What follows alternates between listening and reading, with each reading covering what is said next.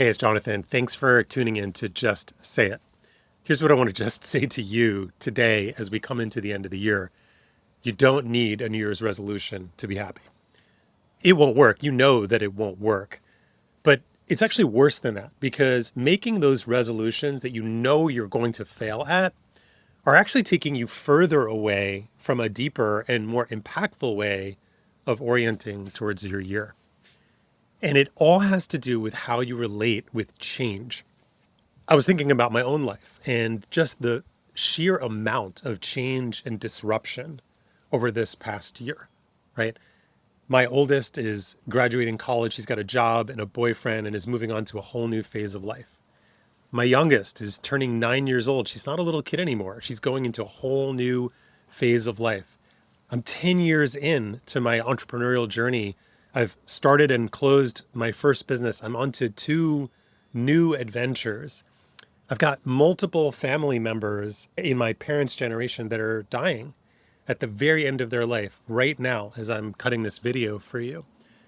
The world around me is being disrupted just like it is for you.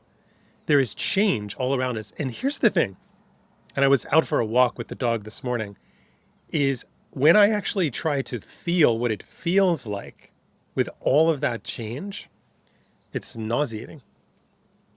And that you'll find that if you actually sit with the amount of change. Now, I don't know what those changes are in your life, but I bet there's a lot of them. If you actually sit with the level of change, the depth of change in your life, the feeling that you will feel is nausea. It's sickening. It makes you want to swallow hard and go back to numbing yourself with food or social media or drugs or bad relationships or working too much. Because we don't really know how to be with that level of change. We don't know how to embrace that level of uncertainty and ambiguity.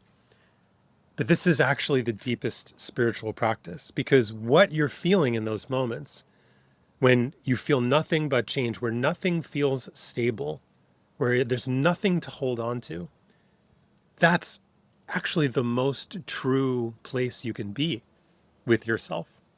As a human being, as a consciousness, as a spiritual being, is to be with the truth that nothing is stable, nothing is certain.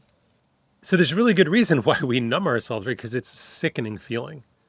But if you stay with it just a little bit, maybe for 1 second, just to stay with that feeling, that nausea, that uncertainty, that just give me something to hold on to.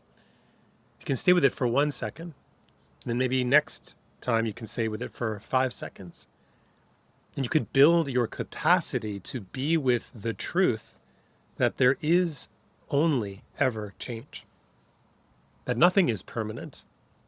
Not my little girl, she's not going to stay that way forever, or my young woman, or my relationship, or my work.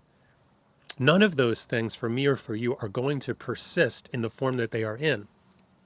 We like to convince ourselves that they will, but they won't, and we know that they won't.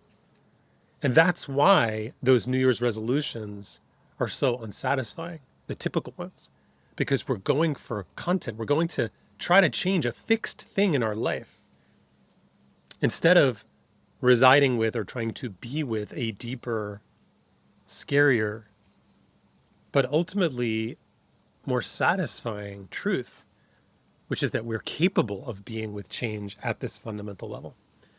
And that's when things start to change in how you actually feel about yourself in a way a New Year's resolution can't touch, because you're changing your relationship to reality itself.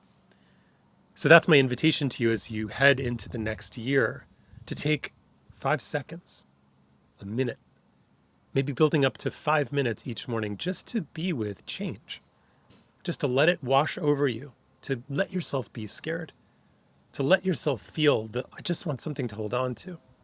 You're building the strongest muscle that you will ever have.